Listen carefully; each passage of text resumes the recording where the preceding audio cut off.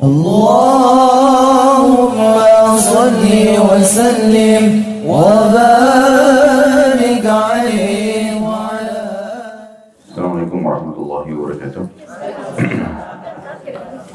Alhamdulillah, wassalatu wassalamu ala rasulillah. Segala puji dan puja kehadirat Allah subhanahu wa ta'ala atas segala nikmatnya, terutama kita bisa hadir dalam majlis ilmu, dan mudah-mudahan Allah ikhlaskan niat menjadikan sebagai tambahan amal dan juga ilmu yang bermanfaat yang bisa diamalkan. Juga kita panjatkan salawat dan taslim para Nabi besar Muhammad sallallahu alaihi wasallam sebagai bentuk kepatuhan kepada Allah yang telah memerintahkan kita untuk mengucapkannya. Melanjutkan bedah buku kita Sahih At-Targhib wa Tarhib, ini masih dalam kitab At-Tahara atau kesucian. Dan bagaimana sudah kita titik beratkan, kalau Islam menyuruh kita selalu bersih, rapi, dan semaksimal mungkin merawat tubuh dan seluruh yang berhubungan dengannya, termasuk lingkungan kita, tunggangan, dan seterusnya. Karena Nabi SAW bersabda, Inna Allaha jamilun yuhibbul jamal. Allah itu sangat indah, rapi, bersih, dan menyukai semua itu. Dan sudah kita berikan gambaran dari awal bab kita, bagaimana Allah subhanahu wa ta'ala membuat memang hidung kita ini sukanya bau yang wangi dan tidak suka bau busuk. Telinga kita tidak suka dengan intonasi suara yang tinggi dan sukanya dengan suara yang merdu dan lembut.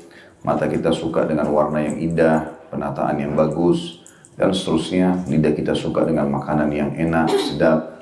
Semua itu isyarat dari Allah subhanahu wa ta'ala bahwasanya kita disuruh mencari yang terbaik. Karena fitrah, Allah buat kita nggak suka semua dengan hal-hal yang buruk, termasuk gerahnya kita sebagai isyarat bahwasanya tubuh kita butuh untuk mandi dan membersihkan. Kita bisa bedakan seketika pada saat kita gerah dan tidak betah dengan kondisi badan yang kurang bersih. Kemudian setelah mandi kita merasakan segar dan juga nyaman, dan seterusnya. Semua berhubungan dengan masalah fasilitas yang sudah Allah siapkan. Begitu juga dengan di surga. Semuanya kerapian, kebersihan, dan digambarkan semuanya keindahan. Ya istanahnya, ya pelayannya, ya taman-tamannya, ya segala macam yang berhubungan dengan masalah itu. Oleh karena itu teman-teman, mempelajari bab tahara adalah bagian daripada agama kita. Dan kita punya wudu, kita punya mandi, ada mandi wajib, ada mandi sunnah, ada yang mubah. Dan sudah kita pelajari masalah wudu pertemuan kita yang sebelumnya, bahwasanya keutamaan wudu selain menyegarkan badan, karena titik-titik ini memang berhubungan dengan penyegaran badan, baik itu telapak tangan, hidung dan mulut, wajah, kemudian kepala dan kaki. Juga kita akan mendapatkan cahaya yang terang pada hari kiamat kalau kita selalu wudu. Dan sudah kita titik beratkan pada pertemuan yang terakhir kemarin itu, kalau bisa memanjangkan jangkauannya. Jadi kalau misalnya batas minimal pergelangan dilebihkan, batas minimal siku dilebihkan, batas minimal mata kaki dilebihkan, itu akan menambah perhiasan pada hari kiamat dan juga akan menambah cahaya terang di mahsyar nanti. Sehingga orang yang makin terang cahayanya makin dikenal oleh Nabi SAW.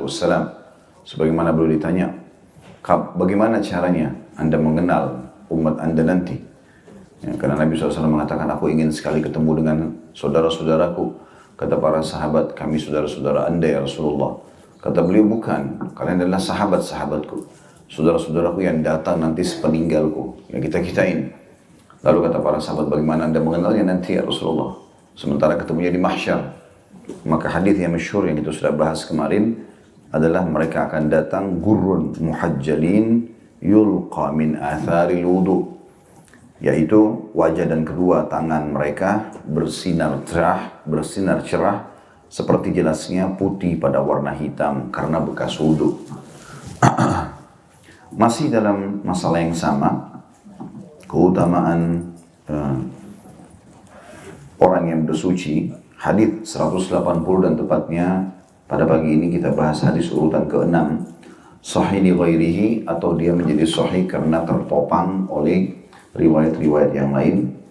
Hadisnya berbunyi dari Abu Darda radhiyallahu anhu, dia berkata, Rasulullah SAW bersabda, ana awwalu man yu'dhanu lahu bis-sujudi yaumal qiyamah wa ana awwalu man yarfa'u ra'sah fa'anzur baina yadayya fa'arifu ummati min bainil umam wa min khalfi mithlu dhalik wa an yamini mithlu dhalik وعن شمالي مثل ذلك فقال له الرجل كيف تعرف أمتك يا رسول الله من بين الأمم فيما بين نوح إلى أمتك قال هم غر محجلين من أثر الوضوء ليس أحد كذلك غيرهم وأعرفهم أنهم يؤتون كتبهم بأيمانهم وأعرفهم يسعى بين أيديهم ذريتهم.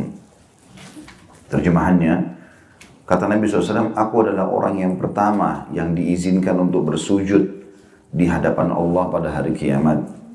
Dan aku adalah orang pertama yang mengangkat kepala. Lalu aku melihat di depanku, maka aku pun mengenal umatku di antara umat-umat yang lain. Dari belakangku juga seperti itu. Dari kananku juga seperti itu. Dan dari kiriku juga seperti itu. Seorang laki-laki bertanya kepada beliau, ya Rasulullah, bagaimana engkau mengetahui umatmu di antara umat-umat yang lain? Padahal pada saat itu semua umat berkumpul dari mulai Nuh sampai umatnya atau sampai umatmu. Maka Nabi SAW bersabda, mereka datang dengan wajah dan tangan bersinar putih karena bekas wudhu, dan itu tidak dimiliki oleh umat selain mereka. Aku mengenal mereka bahwa mereka diberikan buku catatan amal mereka dengan tangan kanan. Dan aku mengenal mereka dengan anak keturunan mereka yang berjalan di hadapan mereka. Diriwayatkan oleh Imam Ahmad, pada sanadnya terdapat Ibnu Lahiyah, dan ini adalah hadits hasan dengan adanya sejumlah mutaba'ah atau dipelajari kembali dan dilihat hadits-hadits penguatnya. Tapi sebagaimana sudah kita jelaskan tadi, hadits ini adalah sahih. Seperti biasa teman-teman, kita bedah hadits ini. Potongan pertama, aku adalah orang pertama yang diizinkan untuk bersujud di hadapan Allah pada hari kiamat. Berarti ini menandakan memang nanti orang di mahsyar pada saat dibangkitkan di hari kemudian nanti, itu semuanya tidak ada yang boleh sujud. Dan memang yang sujud adalah Nabi SAW. Dan ada hadits yang lain menjelaskan kapan Nabi SAW sujud. Disebutkan bahwasanya manusia akan jenuh nanti berdiri di mahsyar karena dalam kondisi panas, matahari sangat dekat dengan mereka. Riwayat lain menjelaskan 1 mil, dan 1 mil bisa bermakna yang sekitar 1,5 kilometer, atau bisa bermakna mil adalah alat celak bangsa Arab yang digunakan untuk mendekatkan ke mata mereka sehingga tepat di bulu mata. Kalau sudah didekatkan dengan bulu matanya, maka itu disebutkan juga mil di dalam bahasa Arab. Mereka akan tenggelam sesuai dengan kadar keringat, tenggelam dengan keringatnya sesuai dengan kadar dosanya. Ada orang tenggelam dengan mata kaki sampai mata kaki, ada yang lutut, ada yang paha, ada yang perut, ada yang dada, ada yang tenggelam dengan keringat sendiri. Dan keringatnya tidak akan mengganggu orang lain. Jadi bentuk siksaan yang Allah Subhanahu wa taala berikan. Semoga Allah selamatkan tentunya. Yang jelas teman-teman sekalian, pada saat itu manusia karena jenuh sekali, mereka sudah tidak tahu harus buat apa. Sementara di hadapan mereka itu ada nabi-nabi dan mereka mengenalnya. Dari Nabi Adam sampai Nabi Muhammad SAW ada 124.000 nabi.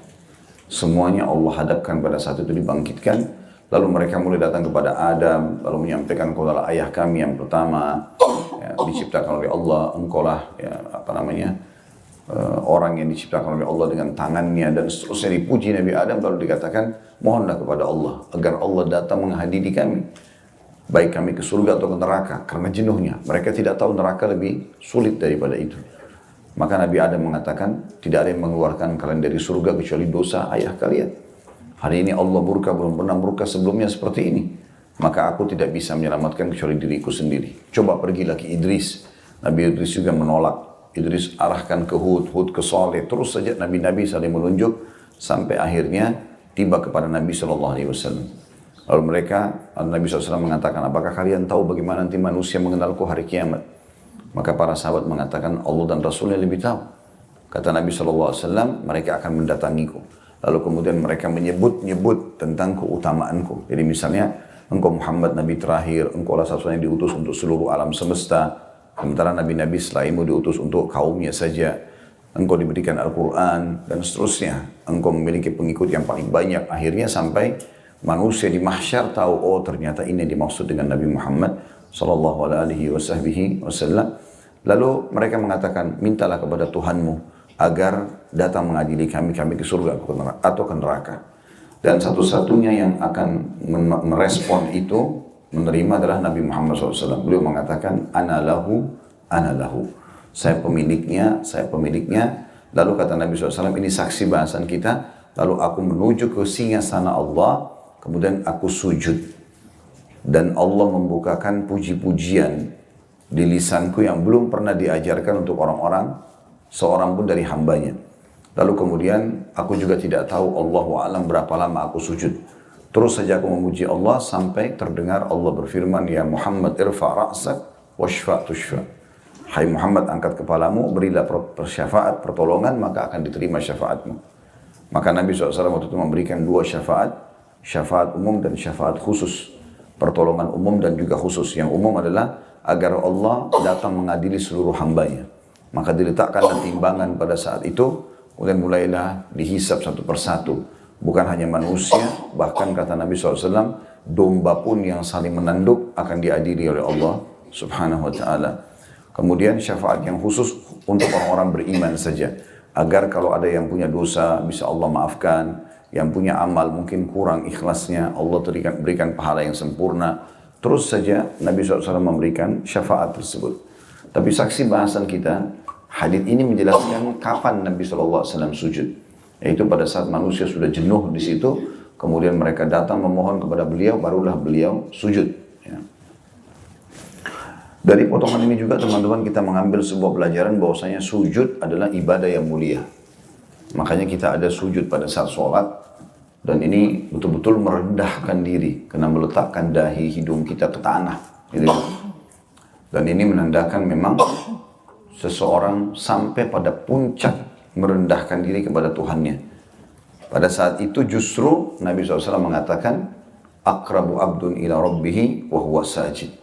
Paling dekatnya seorang hamba pada Tuhannya justru pada saat dia sujud. Kalau kita, kalau berpikir lebih dekat dengan langit, pada saat berdiri.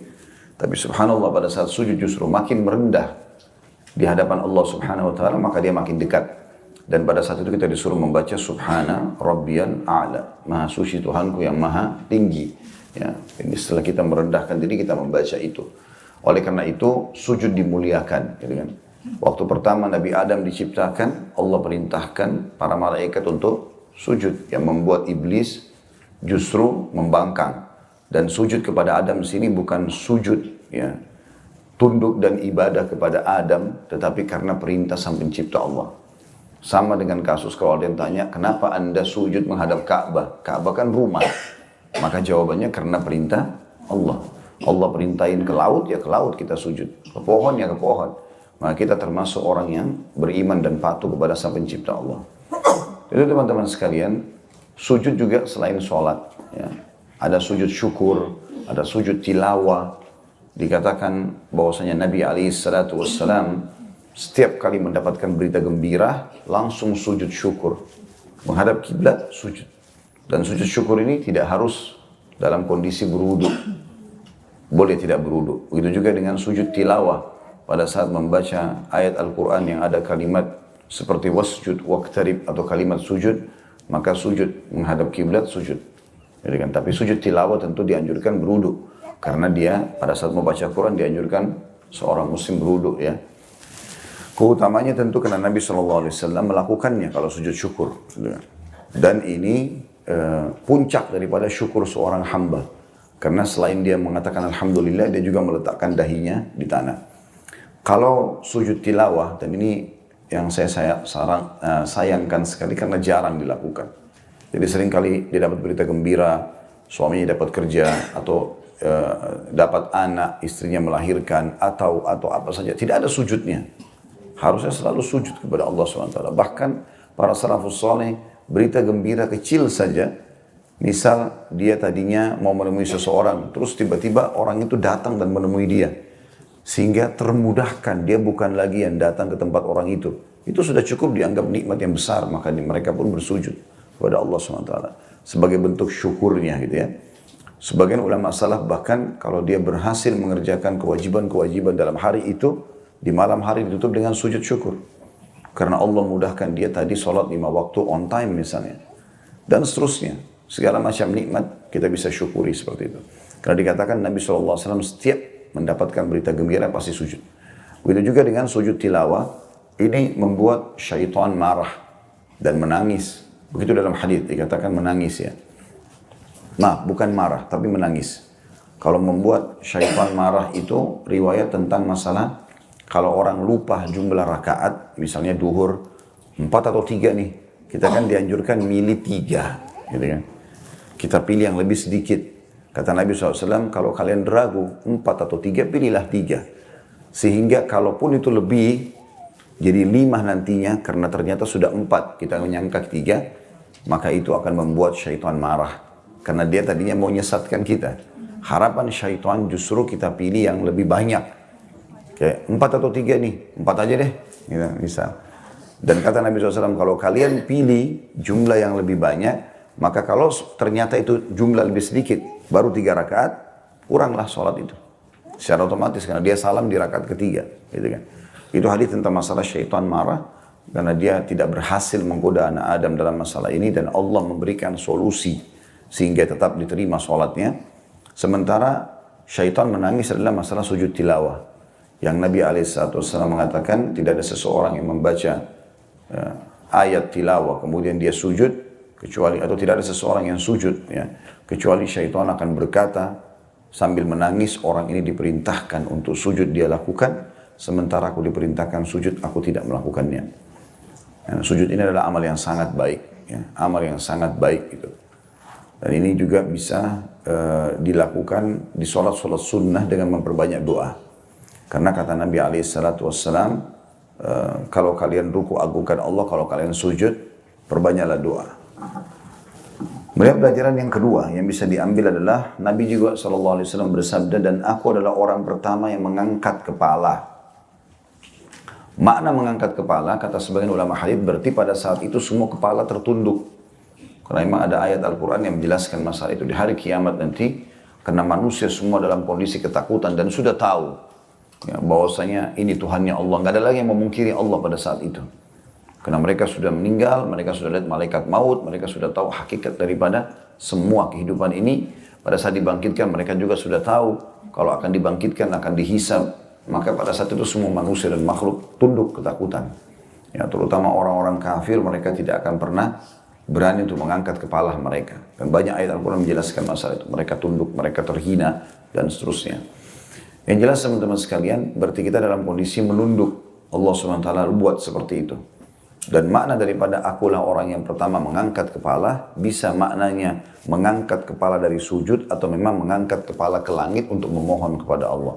Karena pada saat itu manusia menundukkan kepala mereka. Potongan yang ketiga adalah, lalu aku melihat di depanku, maka aku pun mengenal umatku di antara umat-umat yang lain. Dari belakangku juga seperti itu, dari kananku juga seperti itu, dan dari kiriku juga seperti itu. Artinya pada saat Nabi SAW sudah selesai mengangkat kepalanya dan memohon kepada Allah, beliau yang paling pertama melakukan, atau yang dilakukan adalah mencari umatnya. Dan ini adalah sifat kasih sayang Nabi SAW untuk kita semua. Karena yang beliau selalu prioritaskan umatnya. Bagaimana umatnya? Dalam sebuah hadis yang sahih, kata Nabi SAW, semua nabi-nabi diberikan oleh Allah doa mustajab.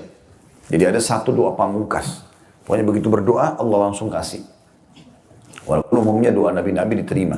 Tapi ada satu doa, dia minta apapun, sebesar apapun Allah kasih. Contoh Nabi Nuh minta terjadi kiamat pada saat itu banjir. Padahal manusia masih sedikit, tapi seluruh muka bumi ini tenggelam, gitu kan. Contoh saja gitu. Nabi Lut minta kaumnya dihancurkan, Allah binasakan 9 negeri pada saat itu, atau 9 kota kalau kita diangkat lalu dibalik oleh Allah Subhanahu wa taala karena mereka lakukan homoseksual misalnya, dan seterusnya. Banyak nabi-nabi memohon semua itu. Nah, karena Nabi Muhammad SAW mengatakan, dan mereka sudah melakukan itu di dunia. Nabi-nabi itu sudah pakai semua, dan aku menyimpan untuk umatku pada hari kiamat. Jadi ternyata doa pamungkas Nabi SAW belum dipakai gitu. Nabi tunda untuk kita pada hari kiamat nanti. Dan ini kasih sayang Nabi SAW. Makanya sangat wajar kita baca salawat, ikuti sunnahnya, membela nama baiknya. Memang begitu. Karena memang beliau sendiri luar biasa pada kita. Dan pada hari kiamat itu selalu kalimat Nabi SAW, umatku, umatku. Ya. Karena pada saat disebutkan dalam riwayat lain, waktu Nabi SAW sujud lalu mengangkat kepalanya, maka yang pertama pada saat dia minta atau Allah berikan, kata Allah SWT, hai Muhammad, angkat kepalamu, berikan syafaat, kau akan diterima, dan mohonlah kau akan diberikan. Maka Nabi SAW mengatakan, umatku ya Allah. Jadi yang paling pertama diucapkan masalah itu. Bagaimana Nabi SAW sangat sayang dengan kita dan tidak mau kita masuk ke dalam api neraka. Beliau mengatakan perumpamaan aku dengan kalian seperti orang yang sedang ada api di depannya, lalu dia berusaha mengusir-ngusir ya, serangga yang akan masuk ke dalam api tersebut. Tetapi ada saja serangga yang tidak menyadari kalau itu api, lalu mereka masuk ke dalam api tersebut. Ya. Jadi maksudnya Nabi SAW berusaha untuk itu. Dan Nabi SAW sudah menyampaikan ke kita, teman-teman sekalian, semua yang berhubungan dengan apapun yang bisa membawa kita masuk ke dalam surga. Makanya kata beliau, tidak ada sesuatu yang kalian butuhkan informasi untuk masuk ke surga, kecuali sudah aku sampaikan. Dan tidak ada sesuatu yang menyelamatkan kalian dari neraka, kecuali sudah aku sampaikan. Dan beliau juga mengingatkan, kullukum yadkhulul jannata illa man aba. Kalian semua pasti masuk surga, kecuali yang nolak. Kata para sahabat, wa may ya'ba ya Rasulullah. Seakan-akan sahabat mengatakan, siapa orang itu yang tidak mau masuk surga, yang nolak. Kata Nabi SAW, man ata'ani dakhala jannah, wa man asani dakhala nar. Siapa yang patuh kepadaku, dia masuk surga. Siapa yang durhaka kepadaku, masuk neraka. Gitu kan? Jadi memang seperti itulah. Dan Nabi SAW, teman-teman, cemburu dengan kita atau kepada kita, kalau kita melanggar titah-titah beliau.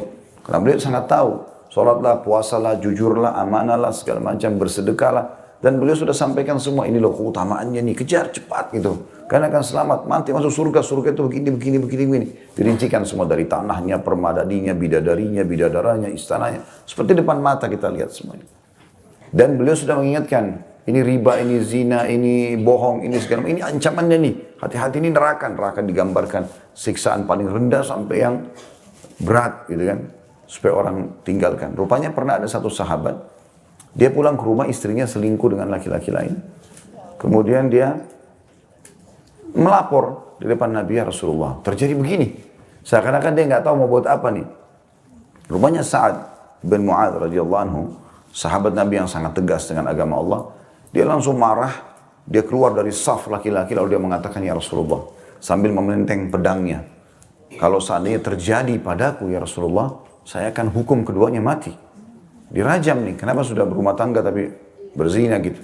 Lalu kemudian Nabi SAW tidak menanggapi lagi itu tentang masalah pedang yang ditenteng atau masalah hukuman mati buat orang yang berzina setelah berumah tangga. Tapi Nabi mengatakan, atarawna ghiratu Sa'ad. Apa kalian lihat cemburunya Sa'ad? Ini Sa'ad ini nggak mungkin marah gini kecuali karena dia cemburu. Kenapa agama Allah sudah larang masih dilanggar gitu loh. Maka lalu beliau mengatakan, ana aghyaru min Sa'ad. Ini saksi bahasan kita. Dan saya lebih cemburu daripada Sa'ad. Jadi walaupun Nabi SAW tidak temu sama kita, tapi kalau ada di antara kita yang melakukan perbuatan yang Nabi larang, maka Nabi cemburu. Kenapa dia lebih pilih syaitan daripada saya? Gitu. Kesannya begitu. Dia malas kerjakan. Kenapa dia nggak mau kerjakan? Saya udah janjikan, saya udah berikan, pasti nggak mungkin tidak. Gitu. Maka beliau pun menutup harinya sampai mengatakan, wallahu aghyaru minni wa min Sa'ad. Dan Allah lebih cemburu lagi daripada aku dan juga Sa'ad. Seperti itulah. Jadi itu bentuk kepedulian Nabi SAW kepada umatnya. Dan ini juga menandakan tentu keutamaan kita sebagai umat Muhammad SAW. Sudah pernah kita jelaskan masalah itu ya. Kalau kita sendiri punya kedudukan yang tinggi di sisi Allah SWT. Bersyukur kita menjadi umat ini. Walaupun generasi terbaiknya adalah para sahabat, kemudian tabi'in, kemudian tabi'in. Karena Nabi SAW mengatakan sebaik-baik generasi yang semasa dengan aku, para sahabat, lalu yang datang setelahnya, lalu yang datang setelahnya. Seperti itulah. Tapi tetap kita masuk dalam umumnya umat ini. Kata Nabi SAW, tidak ada satu umat pun sebelum kalian, kecuali berharap dari kalian. Kecuali berharap dari kalian. Karena memang Nabi-Nabi menyampaikan, nanti akan ada Nabi terakhir loh. Namanya Muhammad. Orangnya begini dan begitu, diceritakan ciri-cirinya. Dan juga dikatakan, dia adalah Nabi terbaik.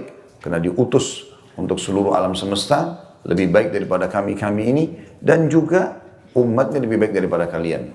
Maka mereka semua berharap itu. Dalam sebuah hadis yang lain, kata Nabi SAW, nanti di hari kiamat, Yahudi akan didatangkan.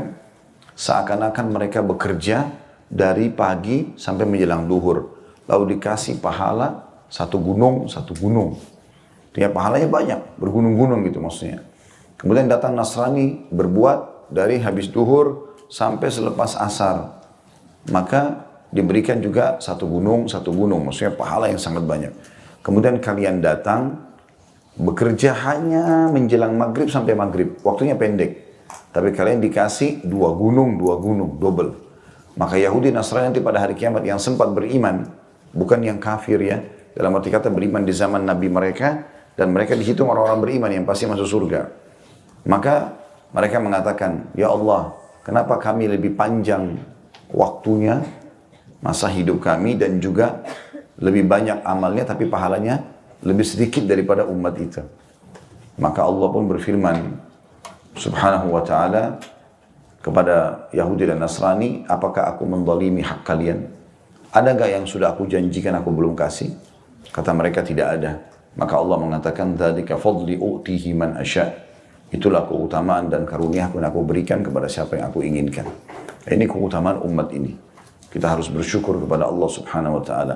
Umur kita lebih pendek, tapi amal kita dilipat gandakan. Ya. Karena dilipat gandakan.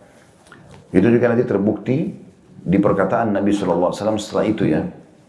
Karena pelajaran yang lainnya, yang keempat yang bisa diambil dari hadis, seorang laki-laki bertanya kepada beliau, ya Rasulullah, bagaimana engkau atau tepatnya anda lebih tepatnya, anda mengetahui umat anda di antara umat-umat yang lain, mulai Nuh sampai kepada umat anda.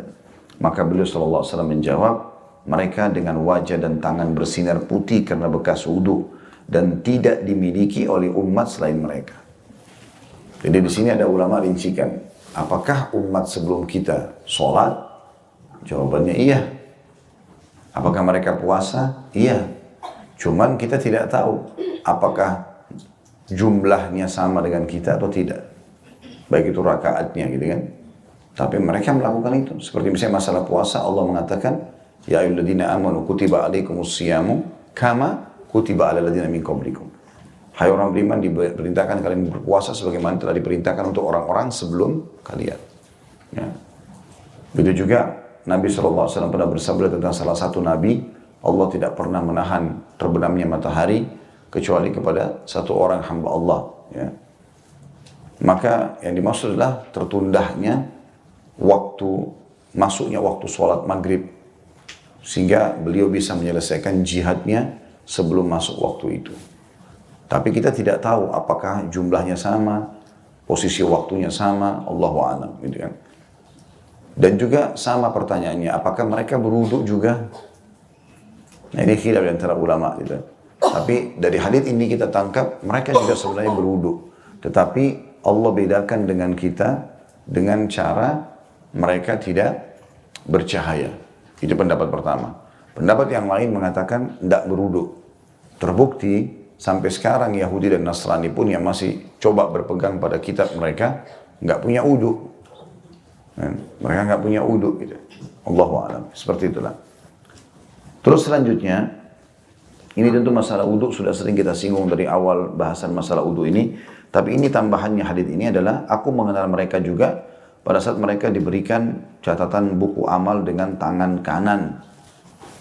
Nah, kita sudah pernah jelaskan ada penerimaan dengan tangan kanan, ada dengan tangan kiri. Jadi itu bukan pilihan kita ya. Akan terbang sendiri buku amal itu datang. Nah, kata Nabi SAW dalam hadits Bukhari Muslim yang lain, nanti buku amal akan berterbangan.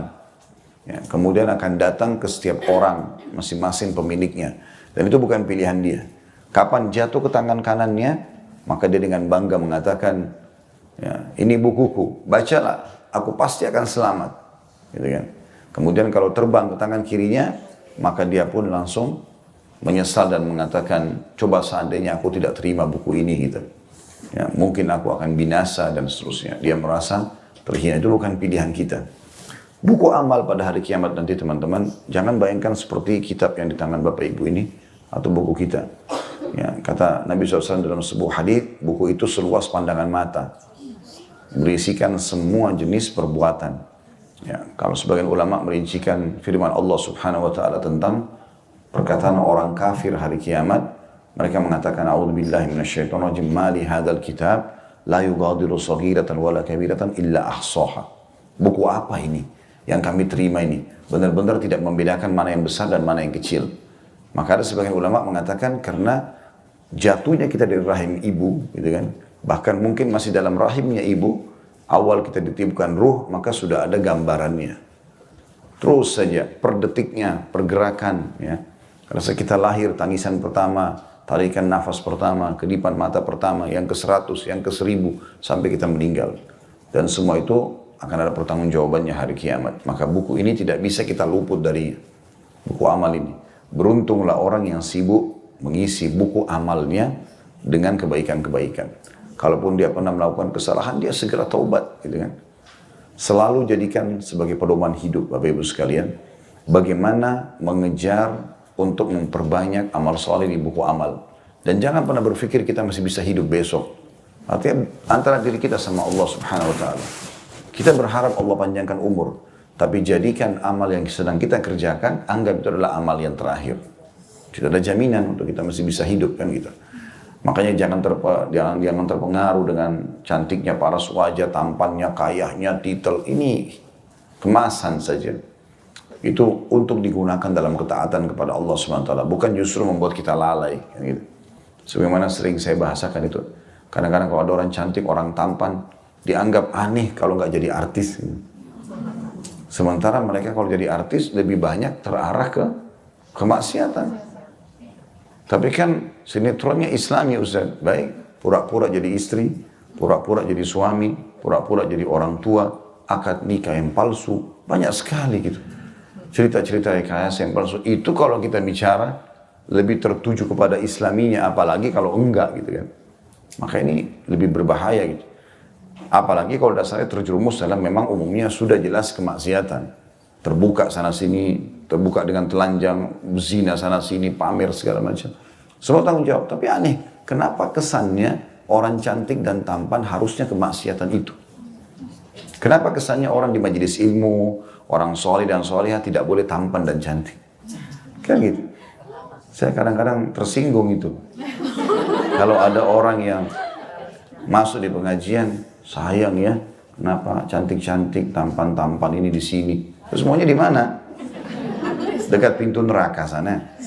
Justru di sini tempatnya. Nabi SAW dan para nabi adalah orang yang paling tampan, paling bersih, tapi mereka baik. Abu Bakar, Umar, Uthman terkenal kekar badannya, tampan wajahnya, bersih orangnya, kaya raya. Tapi mereka orang saleh semuanya. Mestinya anak-anak seperti itu yang Allah berikan justru dimasukkan di pesantren, justru menjadi orang saleh, imam masjid, itu-gitu kan. Ini enggak, kesannya harus tampil itu dai, imam, atau ustadz-ustadz ini harus yang jelek-jelek gitu kan. Sebenarnya boleh saja kalau Allah kasih dia penciptaan seperti itu ya. Tapi ada sebuah pesan yang kadang-kadang luput dari kita. Kesannya orang yang baik itu ya tidak perlu bersih, tidak perlu ini dan itu. Ya, Allahu a'lam. Makanya juga harus diluruskan tentunya. Jadi teman-teman sekalian, buku amal itu akan datang hari kiamat dan akan dipaparkan semua. Sebagian ulama mengatakan bukan mustahil di zaman kita sekarang. Mungkin kalau Bapak Ibu masih ingat sekitar 15-20 tahun yang lalu mungkin awal-awal keluar handphone atau mungkin bahkan belum ada gitu kan. Bahkan keluar handphone dulu saya masih ingat tidak ada kameranya. Kita harus beli kamera yang disambung gitu kan. Itu pun masih belum ada mungkin megapikselnya, masih biasa saja gitu. Maka bentuknya pun masih besar-besar, belum ada touchscreen kayak kita sekarang dan segala macam hal lah. Bukan mustahil 10 tahun ke depan kita nggak tahu apa. Kan lebih canggih lagi. Sekarang handphone layar sudah bisa dilipat lah, inilah dan segala macam hal keluar. Allahu a'lam ke depannya apa lagi. Maka puncak daripada teknologi manusia itu perlu difahami bahwasanya kata sebagian ulama, buku amal nanti lebih canggih dari itu. Jadi bukan hanya sekedar tulisan, tapi akan dipaparkan. Kita kayak lihat nanti kita jalan, oh kita jadi ingat semua, oh iya ini di sini cuacanya, segala macam itu akan terlihat semua. Jadi harusnya seseorang itu jadikan bahan muhasabah. Dia malu dengan Tuhannya. Dan bagi Bapak Ibu, insya Allah sini tidak ada. Tapi kalau pernah terjerumus dalam dosa, bertaubat dan tutupi itu. Jangan justru berbangga-bangga. Kata Nabi SAW, semua umatku dimaafkan. Kecuali orang yang sengaja terang-terangan pamer-pamer dosanya. Bangga dia berzina sama bule ini, sama orang itu. mencuri di sini, menipu orang yang itu, bangga dengan itu. Dia malah jadikan sebagai sebuah prestasi, gitu kan? Diberikan bahan cerita, bahkan diturun-temurunkan ke anak-anaknya, ke saudaranya, ke teman-temannya, supaya dianggap dia hebat dalam poin itu. Ini kata Nabi SAW, semua umatku masih bisa dimaafkan kecuali orang yang begini. Sengaja terang-terangan gitu. Ya, hati-hati, tutupi antara kita sama Allah Subhanahu Wa Taala. Pernah ada seseorang bertanya di pengajian, Ustaz, kalau saya pernah punya masa lalu yang kelam, apa perlu saya sampaikan ke suami saya? Apa perlu saya sampaikan ke istri saya? Gitu kan? Tapi pertanyaan itu seorang ibu tentang keadaan dia. Saya mengatakan tidak perlu. Yang saya tahu tidak perlu, justru ibu harus tutupi aib itu. Biarkan orang bersangka baik dengan kita. Masa lalu itu antara kita sama Allah SWT. Jangan malah diekspos gitu. Nggak perlu. Bahkan kata Nabi SAW adalah orang yang termasuk, lanjutan hadis tadi ya, termasuk orang yang terang-terangan dalam dosa adalah, kan tadi dikatakan semua umatku dimaafkan kecuali orang yang terang-terangan. Termasuk dalam terang-terangan ini, seseorang yang sudah Allah tutupi aibnya, dia buat dosa semalaman, sampai pagi nggak ada yang tahu. Lalu kemudian dia sendiri yang mengekspos itu. Dia sendiri yang pasang fotonya pada saat dia berzina, dia sendiri yang foto pada saat minum khamar, dia sendiri yang begini, dia yang ekspos itu. Maka ini orang yang paling buruk kedudukannya di sisi Allah Subhanahu Wa Taala. Maka tutup antara kita sama Allah Subhanahu Wa Taala. Dan juga teman-teman sekalian, makin kita tidak punya musuh, atau makin sedikit, makin kita tidak tahu tentang aib orang, makin bagus. Sering saya ingatkan itu. Tidak usah cari tahu tentang buruknya orang. Kalau perlu kita tahu baiknya, sudah baiknya saja. Apakah itu suami, apakah itu istri, apakah itu pembantu, apakah itu segala. Kelihatan depan mata salah, ingatkan. Kelihatan baik, dukung, selesai. Tapi kita tidak ada tugas mengorek-orek, sengaja mencari-cari, ya. Dan sudah sering saya bahasakan, tidak usah mengambil tugasnya malaikat. Malaikat sudah catat semua. Bukan cuma malaikat, Tuhan kita Allah mengawasi. Allah itu sifatnya la ta'khuduhu sinatun wala naum. Gak pernah ngantuk apalagi tidur. Allah Maha mengawasi. Inna Allah kana alaikum raqibah dalam surah Nisa ayat 1. Allah selalu mengawasi kalian. Ya awasi, kata Umar bin Khattab, semestinya seseorang mukmin malu dengan Tuhannya. Dan dia sebelum memandangkan matanya pada yang haram atau berbuat sesuatu, maka semestinya dia sadar bahwasanya Tuhannya lebih dulu melihatnya sebelum dia melihat target dia itu. Seperti itulah. Ini makin kental kita tanamkan, maka makin terbawa dengan perahu atau naungan ya, iman itu sendiri. Makin nikmat. Iman itu makin terus dipupuk, maka makin nikmat. Dengan bertambahnya amal soleh, maka bertambah iman. Dan berbuatnya maksiat, maka berkurang keimanan tersebut. Jadi isilah buku-buku amal kita dengan kebaikan-kebaikan. Ini pesan saya saja. Semestinya suami istri itu mengejar dari pasangannya surga. Jadi berlumba-lumba. Indah sekali rumah tangga itu kalau yang kita lakukan adalah, gimana nih, saya mau dapat surga apalagi dari istri saya. Dia juga begitu. Saya mau dapat surga apalagi dari suami saya. Berlumba-lumba saling bantu-membantu. Habis belanja bulanan sama-sama bawa kreseknya. Ini saya aja saling bantu. Apalagi nih, kan itu bagus sekali. Saling mengejar surga. Ini enggak, biarin aja dia yang bawa. Kalau saya kasih uang bulanan, ya, biar aja dia yang bawa. Ya, biar dia tahu. Kalau saya setengah mati masa, yang dia yang bawa kreseknya. Padahal sudah uang suaminya. Jadi akhirnya enggak kejar surga dari situ. Kenapa? Orang tua dari anak, anak dari orang tua, teman dari teman, selalu berlomba, apalagi nih yang saya bisa dapat dari mereka. Nah itu puncak kenikmatan gitu kan. Kata sebagian salaf, siapa yang sibuk terus mencari atau menilai kejelekan dirinya, maka dia akan aman dari menilai kejelekan orang lain. Dan pada saat itu dia akan bahagia. Tapi siapa yang sibuk mencari kejelekan orang, maka tertutupilah kejelekan dia dan pada saat itu dia binasa.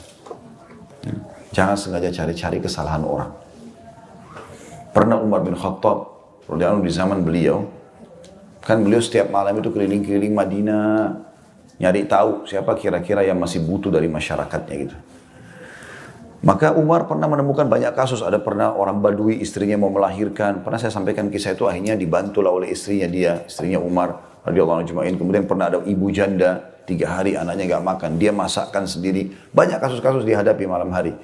Satu waktu pernah Umar lagi jalan sama Abdullah bin Mas'ud radhiyallahu anhu ajma'in untuk mengecek Madinah, ada orang perlu. Kalau sudah tidak lagi orang yang perlu sama Umar, udah tenang dia baru tidur, gitu kan. Ada satu rumah rupanya menyala, masih ada nyala lampunya. Kalau kita sekarang lampu, zaman dulu orang pakai sumbu. Kemudian Umar bilang sama Abdullah bin Mas'ud, tunggu di sini ya. Lalu Umar mendekat di jendelanya, Umar ngintip. Umar ngintip, dilihat ada satu kakek tua, jenggotnya putih, rambutnya putih, lagi minum khamr. Terus di depannya ada satu budak wanita lagi menari-menari, gitu kan. Maka Umar spontan dobrak pintunya, marahin dia. Kata Umar, saya tidak pernah melihat pemandangan lebih buruk daripada ini. Bagaimana bisa kau sudah tua, terus kau masih mabuk seperti ini? Kemudian mau berzina maksudnya sama perempuan ini gitu. Disuruh menari-menari di depannya. Nah, itu bukan istrinya gitu kan. Maka orang itu menjawab kalimat yang membuat Umar terdiam dan pulang akhirnya.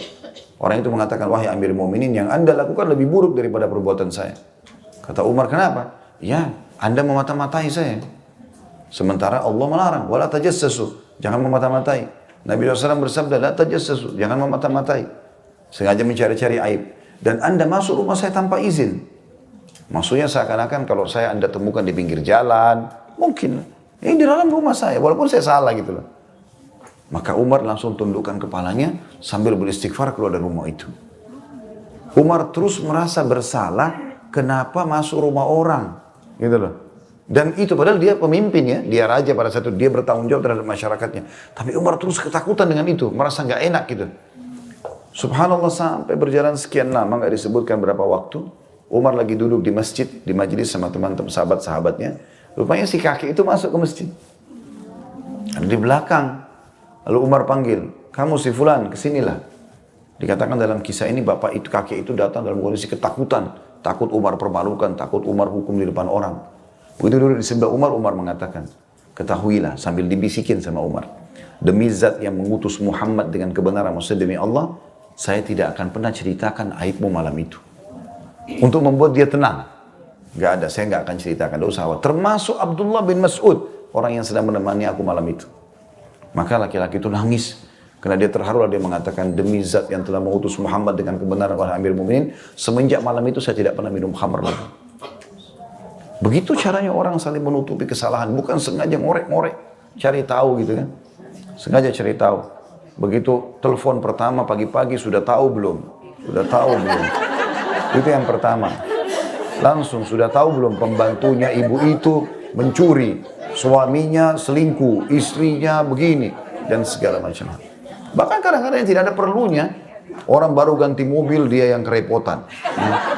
Tetangganya beli AC kulkas, dia yang kedinginan. Kayak ini aneh. Baik, kemudian yang ketiga pesannya, maksudnya dalam potongan terakhir hadis ya,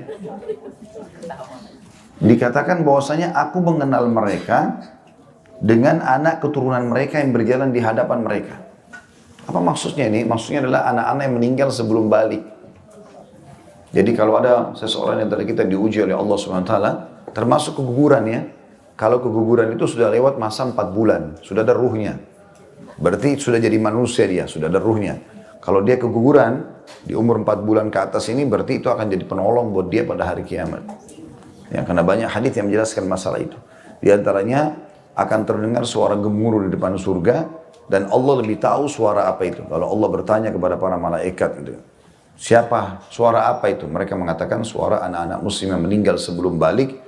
Mereka minta agar orang tua mereka masuk bersama mereka ke dalam surga. Maka kata Allah SWT, masukkan orang tua mereka bersama mereka ke dalam surga. Tapi tentu syaratnya orang tuanya muslim, gitu kan. Walaupun amalnya sedikit, tapi anak-anak itu akan membantu. Sekaligus juga hiburan bagi orang yang meninggal anaknya sebelum balik. Karena memang itu anak kan bukan punya kita, kita hanya punya status.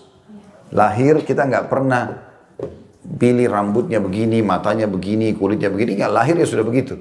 Tiba-tiba kita punya status saja. Yang perempuan jadi ibu, yang laki-laki jadi ayah. Selesai. Tugas kita mencari pahala dari anak tersebut dengan menafkahi, mendidik, dan seterusnya. Gitu. Allah pemiliknya. Kalau Allah ambil, kapan saja itu haknya dia. Bukan hak kita. Dan kita harus bisa ridho dengan keputusan Allah itu. Kata Nabi SAW, Allah berfirman hadis Qudsi. Ini hadis harusnya menggetarkan hati orang beriman.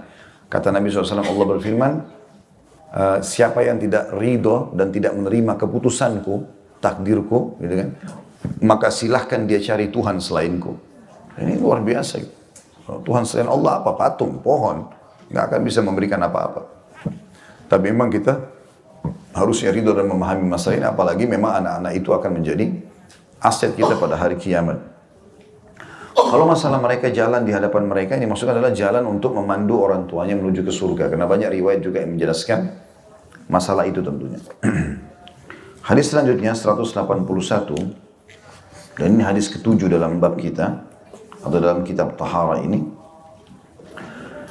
Dengan sanad sahih, Abu Hurairah radhiyallahu anhu berkata bahwa Rasulullah sallallahu alaihi wasallam bersabda, "Idza tawadda'a al-'abdul muslimu awil mu'min فغسل وجهه خرج من وجهه كل خطيئة نظر إليها بعينيه مع الماء أو مع آخر قطر الماء فإذا غسل يديه خرج من يديه كل خطيئة كان بطشتها يداه مع الماء أو مع آخر قطر الماء فإذا غسل رجليه خرجت كل خطيئة مشتها رجلاه مع الماء أو مع آخر قطر الماء hatta yakhruja naqiyyan minad dzunub." Apabila seorang hamba muslim atau mukmin berwudu lalu dia membasuh mukanya atau wajahnya, maka seluruh kesalahan yang dilihat dengan kedua matanya keluar dari wajahnya bersama air itu atau bersama tetes air yang terakhir. Apabila dia membasuh kedua tangannya, maka seluruh kesalahan yang dilakukan oleh kedua tangannya keluar dari kedua tangannya bersama air atau bersama tetes air yang terakhir. Apabila dia membasuh kedua kakinya, maka seluruh kesalahan yang kedua kakinya melangkah kepadanya keluar dari kedua kakinya bersama air atau bersama tetes air yang terakhir, sehingga dia keluar dalam keadaan bersih dari segala dosa. Diriwayatkan oleh Imam Malik, Muslim dan juga Tirmidzi, dan di Malik dan Tirmidzi tanpa menyebutkan membasuh kedua kaki. Begitu juga dengan hadis yang selanjutnya, saya bacakan sekaligus karena ini mirip tentang masalah pengampunan dosa. Hadis nomor 182, tepatnya nomor 8 dalam bahasan kitab kita atau bab kita ini. Dari Utsman bin Affan radhiyallahu anhu, dia berkata, Rasulullah SAW bersabda, "Man tawadda fa ahsana al-wudu'a kharajat khatayahu min jasadihi hatta takhruja min tahti adfari."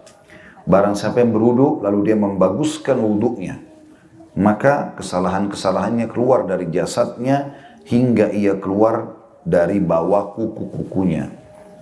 Diriwayatkan juga dalam riwayat lain bahwa Utsman radhiyallahu anhu berwudu kemudian dia berkata, "Ra'aitu Rasulullah sallallahu alaihi wasallam tawadda'a mithla wudu'i hadha, thumma qala man tawadda'a hakadha غفر له ما تقدم من ذنبه وكانت صلاته ومشيه إلى المسجد نافلة." Aku pernah melihat Rasulullah SAW berwudu seperti wudukku ini, kemudian beliau bersabda, barang siapa yang berwudu seperti ini, niscaya dosanya yang telah berlalu diampuni, dan sholatnya serta berjalannya ke masjid adalah tambahan pahala baginya. Diriwayatkan juga oleh Imam Muslim dan An-Nasai secara singkat dan lafadznya, aku mendengar Rasulullah SAW bersabda, "Ma min mri'in yatawadda'u fa yuhsinu wudu'ah illa ghufira lahu ma bainahu wa bainas salati al-ukhra hatta yusalliyaha." Tidaklah seseorang berwudu lalu dia membaguskan wudunya, melainkan dia diampuni antara wudu itu dan salat yang lain sehingga dia menunaikannya. Juga diriwayatkan oleh Ibnu Majah secara ringkas, kita langsung pindah ke hadis yang selanjutnya, dan dia menambahkan di akhirnya Rasulullah SAW, "Wala yaqtarra ahad," dan jangan ada seorang pun yang tertipu. Juga dalam lafaz An-Nasai dikatakan, "Man atammal wudu'a kama amarahu Allah Ta'ala fas-salawatul khamsu kaffaratun lima bainahunna." Barang siapa menyempurnakan wudu seperti yang Allah Ta'ala perintahkan, maka sholat 5 waktu adalah pelebur dosa-dosa yang ada di antaranya. Situ juga ada footnote di bawah, ada footnote nomor 230. Lafaz hadis ada wala taghtar, dan jangan kalian tertipu. Lafaz selengkapnya adalah man tawadda mithla wudu'i hadza summa qama faraka rak'ataini ghufira lahu ma taqaddama min dhanbi wa qala la taghtar. Barang siapa yang berwudu seperti wuduku ini, lalu dia berdiri sholat 2 rakaat, maka diampuni dosanya yang telah berlalu. Dan beliau SAW bersabda, jangan kalian tertipu. Jadi hadis-hadis ini yang sudah kita bahas barusan ya,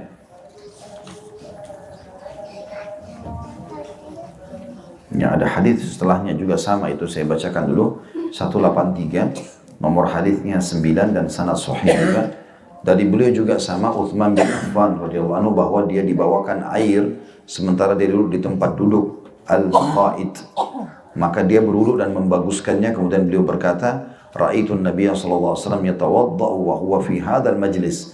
Tawadda'a fa ahsana al-wudu, thumma qala man tawadda'a mithla wudu'i hadha, thumma ata al-masjid fa raka'a rak'ataini thumma jalas, ghufira lahu ma taqaddama min dhanbi. Qala wa qala Rasulullah sallallahu alaihi wasallam la tabtar. Aku melihat Nabi SAW berwudu sementara beliau di tempat duduk itu atau tempat duduk ini. Beliau berwudu dan membaguskan wudunya. Kemudian beliau bersabda, barang siapa yang berwudu seperti wuduku ini, kemudian dia datang ke masjid, lalu dia sholat 2 rakaat, kemudian duduk, niscaya diampuni dosa-dosanya yang telah berlalu. Lalu dia berkata, dan Rasulullah SAW bersabda, jangan kalian tertipu. Kita kembali sekarang ke penjelasan hadis. Ya.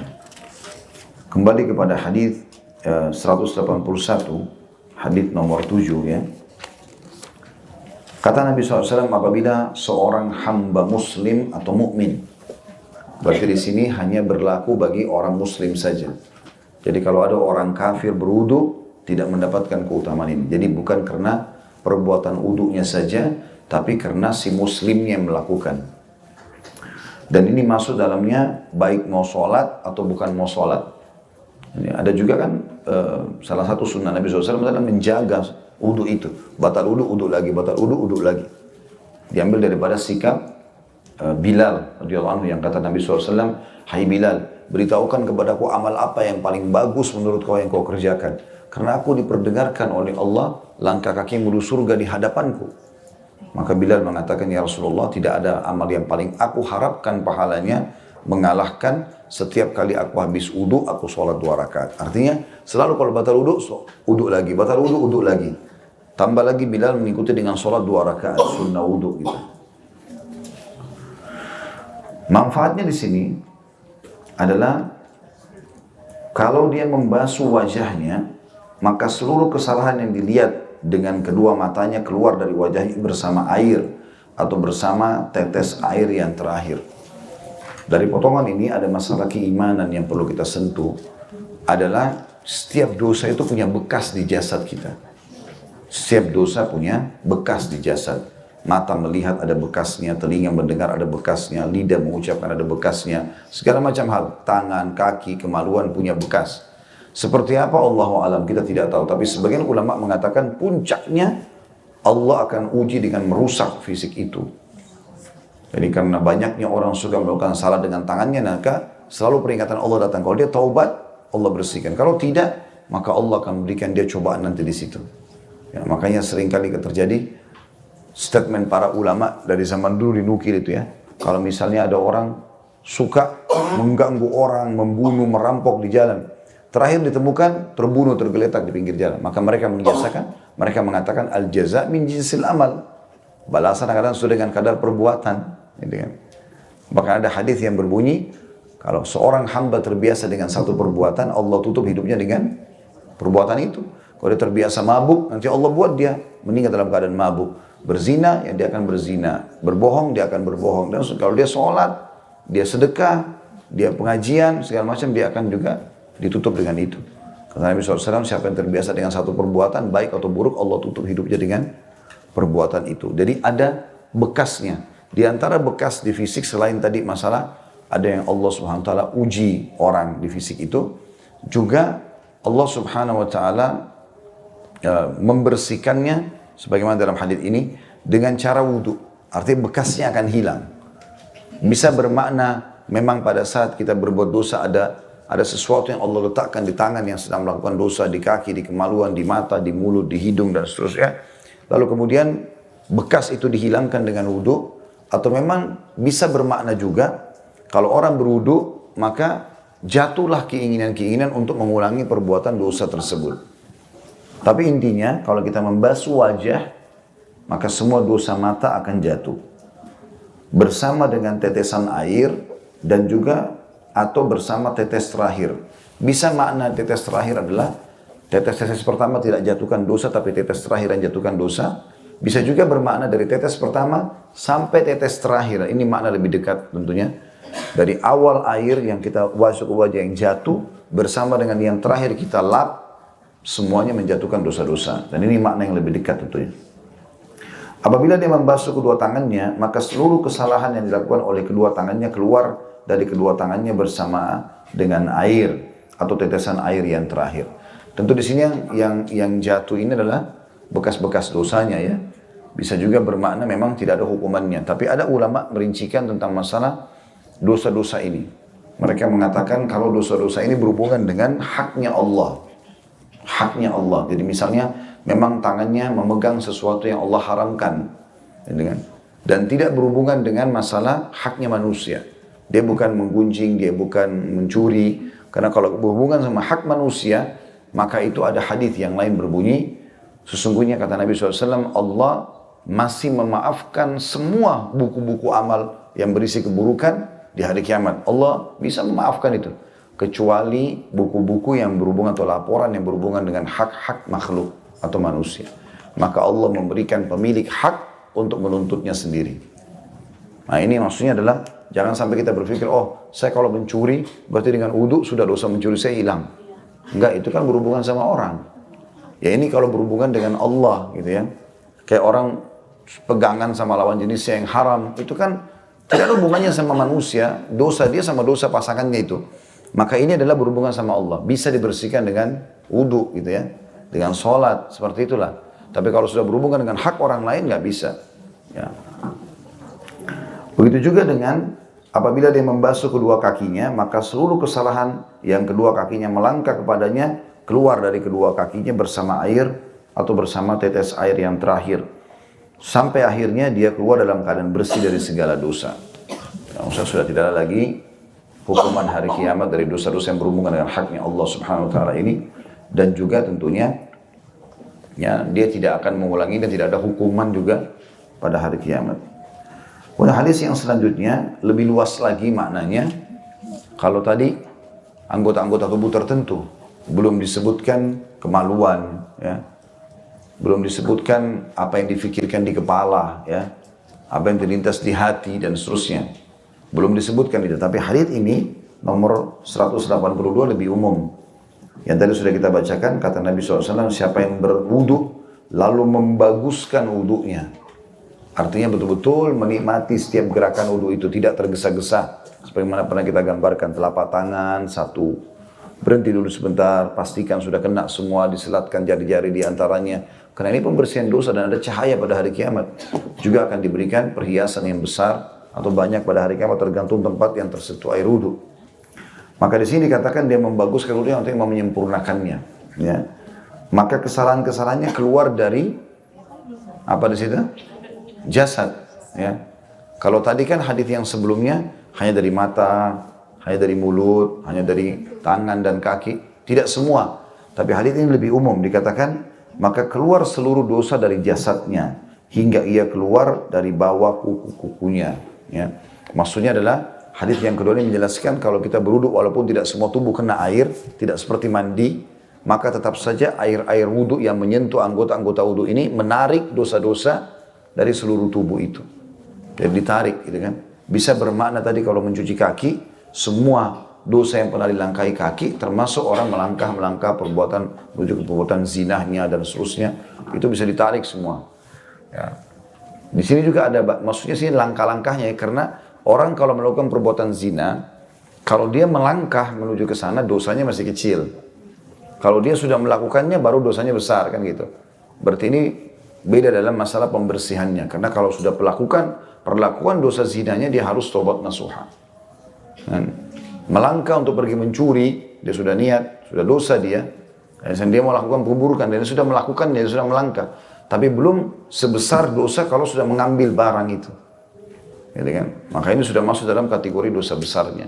Dia baru melangkah mau menipu, tapi dia belum melakukannya. Nanti kalau dia sudah eksekusi penipuannya, baru kemudian dia kena itu. Seperti itu. Jadi dosa-dosa kecil ini yang dibersihkan dengan wudu tadi. Kemudian riwayat yang selanjutnya juga kita ambil pelajaran di situ dari riwayat Utsman bin Affan. Jadi ini riwayat sangat bagus ya, karena Utsman bin Affan adalah salah satu sahabat yang memang mencontohkan apa yang Nabi lakukan. Jadi beliau pernah minta didatangkan seember air, lalu beliau wudu. Semua orang lihat di sekitarnya. Dia sengaja suruh orang-orang lihat, dilihatlah orang sekitarnya, pejabat-pejabat pemerintahannya dan segala macam, teman-temannya, sahabatnya. Lalu beliau wudu. Habis wudu beliau senyum. Utsman bin Affan senyum dalam sebuah riwayat. Lalu mereka semua heran, kenapa habis wudu senyum? Utsman bin Affan seorang sahabat Nabi, anak mantu Nabi. Termasuk jamin masuk surga, pasti ada hubungannya sama hukum nih. Jangan sampai orang habis wudu disuruh senyum gitu kan.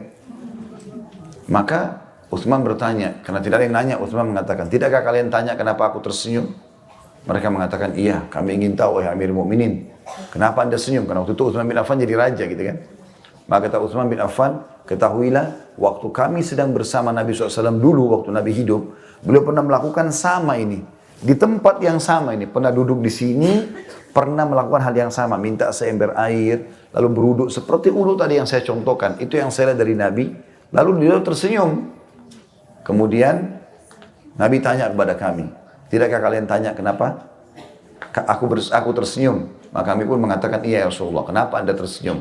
Barulah Nabi SAW jelaskan, lalu Utsman bin Affan menjelaskan apa yang Nabi sampaikan itu. Nah, penyampainya seperti dalam hadis ini kan, siapa yang berwudu seperti wuduku ini, kita masih di halaman 236 ya, bagian-bagian buku. Maka yang mencontoh persis seperti Nabi, makanya Utsman bin Affan contohkan apa yang dia lihat dari Nabi, supaya betul-betul termukil seperti itu. Barang siapa yang berwudu seperti ini, niscaya dosa-dosanya yang telah berlalu diampuni. Dan sholatnya serta berjalannya ke masjid adalah tambahan pahala baginya. Bisa diambil maknanya, kalau wudu selain cara yang Nabi ajarkan, maka tidak akan mendatangkan manfaat ini.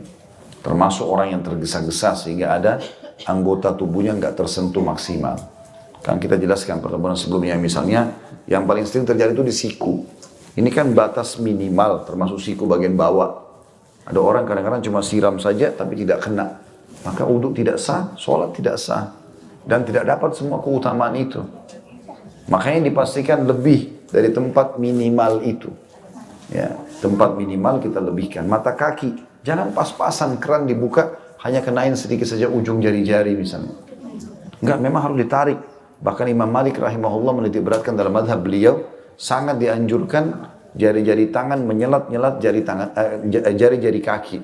Masuk di antara jari-jari kaki. Dipastikan supaya di antaranya itu enggak ada celah yang tidak kena air.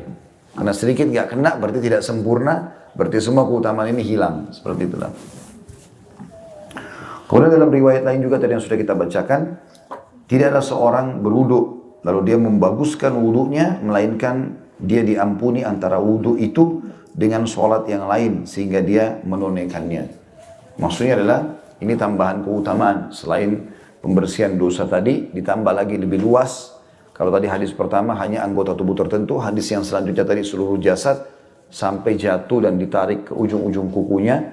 Kemudian hadis yang setelahnya diampuni dosa-dosanya ya, yang antara dia dengan sholat yang dia kerjakan, dan sholatnya ya, itu menjadi tambahan pahala buat dia. Karena wudunya sebutnya, maksudnya sholatnya diterima karena wudunya sempurna.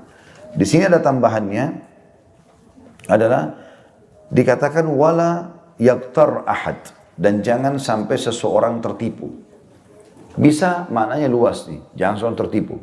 Bisa maknanya jangan tertipu oleh syaitan yang selalu membisikkan kalian untuk tergesa-gesa dalam wudu. Karena ada sebuah riwayat menjelaskan ada jenis syaitan namanya wilhan yang menggoda pada saat wudu. Dia selalu membuat orang was-was, ya, atau membuat orang malah tidak sempurnakan wudunya.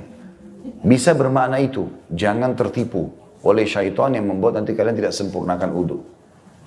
Bisa juga bermakna jangan tertipu dengan keraguan-raguan, ya, keraguan-raguan, karena teman-teman kita ini punya gejolak bukan selamanya dari syaitan, bisa juga dari jiwa kita sendiri. Ya. Sekarang pertanyaan sederhana. Waktu iblis tidak mau sujud kepada Adam, ya, Siapa yang goda iblis? Ada yang tahu? Kan sekarang kita kan selalu bilang digoda oleh syaitan. Siapa pemimpin syaitan? Iblis. Baik. Sekarang iblis waktu nggak mau sujud kepada Adam, siapa yang godain dia? Iya. Jadi di dalam dirinya itu. Jadi kita punya dalam diri ini potensi berbuat baik dan berbuat buruk. Dan itu berbahaya. Ya. Syaitan hanya menunggangi itu. Karena syaitan itu sebenarnya lemah. Syaitan kalau bisikin kita tolak, enggak, saya nggak mau. Selesai kan? Tapi dalam jiwa kita ini yang ditunggangi oleh syaitan ada potensi yang besar. Fa'alhamaha fujuraha wa taqwaha, kata Allah. Allah memberikan potensi berbuat jahat dan potensi berbuat buruk. Dan itu potensi berbuat jahat ini, dia bisa mengatur tipu daya. Itu orang-orang yang suka menipu kan gitu. Dia ikuti potensi itu. Oh, saya harus atur strategi ini, saya harus buat ini, saya harus buat itu. Jadi dia ulah, syaitan cuma menunggangi itu. Kalau dia bisa mengontrol itu, potensi buruknya dia redam dalam dirinya, potensi positif dia dukung, maka syaitan tidak ada celah untuk bisa masuk ke dalam dirinya. Maka itu yang dimaksud di sini sebenarnya, atau bisa bermakna ini. Jangan tertipu dengan syaitan, atau bisa jangan tertipu dengan jiwamu yang akhirnya membuat kau ragu. Gitu kan? Karena bisa saja seperti itu ya. Kemudian juga dalam riwayat yang selanjutnya yang sudah kita baca, barang siapa yang menyempurnakan wudhu seperti yang Allah perintahkan, maksudnya seperti dicontohkan oleh Nabi SAW, maka sholat 5 waktu adalah pelebur dosa-dosa yang ada di antaranya. Karena memang ada keutamaan sholat, antara sholat subuh ke sholat duhur, duhur ke asar, asar ke maghrib, maghrib ke isya, isya ke subuh lagi, itu pembersihan dosa semua di antaranya. Karena kata Nabi SAW, antara 5 sholat ke sholat yang lainnya, antara Jumat ke Jumat, antara Ramadan ke Ramadan, riwayat lain antara umrah ke umrah, pembersihan dosa di antara keduanya selama dosa-dosa besar dijauhi. Nah, kalau mau sholat kita dalam 5 kali sehari itu menjadi pembersih di antaranya, harus ada hubungannya dengan sempurnanya wudhu. Itu makna daripada hadits ini. Jadi kalau orang atammal wudhu, menyempurnakan wudhunya, baru dia dapat keutamaan. Ya, sholat 5 waktu akan jadi pelebur dosa-dosa yang ada di antaranya. Di dalam footnote tadi yang sudah kita bacakan juga di halaman 237 itu, yang hadisnya barang siapa yang berwudu seperti wuduku ini, lalu dia berdiri sholat 2 rakaat, maka diampuni dosa-dosanya yang telah lalu. Dan Nabi SAW bersabda, jangan kalian tertipu. Di sini lebih dekat pendapat atau banyak pendapat ulama. Ada yang mengatakan sholat sunnah wudu, ada yang mengatakan sholat apa saja yang dikerjakan, apakah itu wajib atau sunnah. Tentu yang lebih dekat dengan makna hadits adalah semua jenis sholat. Apakah sholat sunnah wudu atau sholat yang lainnya, wajib ataupun sunnah. Kapan dia wudu sempurna, lalu dia sholat wajib atau sunnah, maka jadi pembersihan atas dosa-dosanya. Dan yang terakhir tadi, hadits yang sudah kita bacakan di halaman 238 adalah perkataan Utsman bin Affan radhiyallahu anhu, aku melihat Nabi SAW berwuduk sementara beliau di tempat duduk ini. Beliau berwuduk dan membaguskan wuduknya, kemudian beliau bersabda, barang siapa yang berwuduk seperti wudukku ini, kemudian dia datang ke masjid, lalu dia sholat 2 rakaat, kemudian duduk, niscaya diampuni dosanya yang telah berlalu. Dan dia berkata, Nabi SAW bersabda, jangan kalian tertipu. Jadi di sini ada tambahan-tambahan keutamaan ya, tapi dihubungkan juga dengan tambahan ibadah yang lain. Barang siapa yang berwuduk seperti wudukku ini, kemudian dia datang ke masjid, berarti wudhu lalu sholat gitu lah. Ya. Dia hubungkan dengan masalah itu, apakah itu sholat sunnah atau sholat wajib. Lalu dia sholat 2 rakaat, kemudian dia duduk, menghormati masjid, duduk sebentar. Walaupun ada hajat mendesak mau meninggalkan, duduk sebentar. Kecuali pasti akan jadi pembersihan dosa-dosanya yang lalu. Kalau tadi, lafadznya masih lebih khusus. Jatuh dosa-dosa dari jasadnya, dari matanya, ya, dari mulutnya, dari tangannya, dari kakinya. Tapi kalau ini, lebih umum lagi. Kalau dia wudhu, dia langsung ke masjid, dia sholat 2 rakaat, apakah itu sholat tahiyat masjid, duha kah, sholat wajib kah, intinya dia sholat, maka itu akan menjadi tambahan di sini, yaitu akan dibersihkan dosa-dosanya yang lalu. Berarti bukan lagi cuman sekedar yang dia kerjakan di matanya, di jasadnya, tapi semua dosa, apapun itu sifatnya. Juga diambil daripada hadits ini teman-teman, sebagai penutup, dan setelah ini silakan kalau ada yang mau bertanya tentunya, yaitu para sahabat sangat menjaga dalam mencontohkan sikap Nabi SAW. Sangat menjaga itu. Ada contoh yang lain selain apa yang Utsman bin Affan lakukan radhiyallahu anhu. Beliau ini tadi sengaja cari tempat duduk yang Nabi duduk, kemudian beliau duduk di situ. Terus sengaja menyampaikan ke para sahabat, minta ember, terus kenapa? Terus dia senyum habis wudhu, kenapa kalian tidak tanya kenapa saya senyum? Lalu setelah teman-teman tanya, iya kenapa Anda senyum? Dia mengatakan karena saya pernah melihat Nabi duduk di sini, minta seperti ini, untuk memberikan gambaran bagaimana mereka berpegang teguh pada contoh Nabi alaihi salatu wassalam. Jadi tidak boleh teman-teman, kita ibadah semua kita sendiri. Tanya, Nabi pernah kerjain gak? Ada contohnya dari para sahabat gak? Gitu lah. Supaya tidak sembarangan, sayang waktunya terbuang percuma dan tidak ada pahalanya gitu kan. Harusnya diingat masalah ini. Pernah teman-teman Abu Darda, sahabat Nabi berkata, ini hidup sahabat Nabi berbicara dengan generasi tabi'in. Tabi'in ini generasi yang langsung hidup di masa sahabat. Mulia sekali mereka itu karena bertemu dengan sahabat Nabi kan. Sebagaimana para sahabat lebih mulia lagi karena bertemu dengan Nabi SAW. Kalau kita sudah generasi yang kesekian gitu kan. Tapi Abu Darda berkata, waktu dia lagi kumpul sama tabi'in ini, sesungguhnya kalau Rasulullah SAW hidup sekarang, maka beliau tidak pernah mengenal amal-amal kalian ini kecuali sholat kalian saja. Pada saat itu, udah banyak orang buat amal yang Nabi gak contohin. Tapi Abu Darda bilang, kalau Nabi hidup sekarang, ini Nabi gak kenal perbuatan kalian ini. Lalu ada satu ulama, namanya Al-Auza'i. Beliau mengatakan, waktu itu di zamannya dia ya, datang setelah sahabat-sahabat meninggal, lalu dia mengatakan, bagaimana kalau Rasulullah hidup di zaman sekarang? Waktu itu masih generasi tabi'in, generasi ketiga. Maka kita juga mengatakan, bagaimana kalau Nabi hidup di zaman sekarang? Gitu. Terlalu banyak orang yang mau berbuat ibadah semaunya. Nabi nggak contohin, nggak bisa, akhi dan ukhti, Nabi nggak pernah contohkan, nggak apa-apa, kan bagus. Selalu begitu. Maka Abu Darda sudah ingatkan generasi awal itu. Kalau Nabi hidup ini, Nabi bilang, Nabi akan heran dengan perbuatan kalian. Tidak ada yang sama kecuali sholat saja. Karena yang lainnya semuanya tidak pernah ada di zaman Nabi gitu. Dan ini tidak boleh kita buat-buat. Ya. Harus betul-betul mengikuti. Namanya at-ta'assi. Istilahnya ta'assi. Ta'assi itu kayak orang yang fanatik betul dengan apa yang Nabi contohkan. Dan memang kita harus mewariskan itu. Kalau tidak, apa yang tertinggal dari agama Islam? Kalau semua orang mengatakan, kan bagus, mereka semua mau buat semaunya, maka tertinggal apa dalam agama Islam? Akan terwarna-warni lah Islam ini. Tuhan kita satu, Nabi kita satu, kiblat kita satu, kitab kita satu, tujuan kita satu. Kenapa harus ada perselisihan? Ini karena hawa nafsu yang mereka lakukan. Mau mengikuti sendiri kemauannya. Apa kata Nabi SAW? Umat Yahudi terpecah 71. Nasrani 72. Umatku 73. Nabi bilang apa? Semuanya masuk neraka dulu. Loh, berarti ada umat Islam masuk neraka dulu. Kan begitu Nabi bilang. Gitu. Ulama hadis juga menjelaskan itu. Kecuali satu kata Nabi. Siapa yang satu itu? Nabi bilang al-jamaah. Al-jamaah itu maksudnya kelompok muslimin gitu kan. Ulama meluruskan pemahaman sebagian orang di zaman kita sekarang. Mengistilahkan al-jamaah ini adalah jamaah komunitas muslim. Jadi kapan ada mayoritas muslim melakukannya berarti tidak apa-apa, kita ikuti saja. Bukan itu. Al-jamaah ini dirincikan dalam hadis yang lain.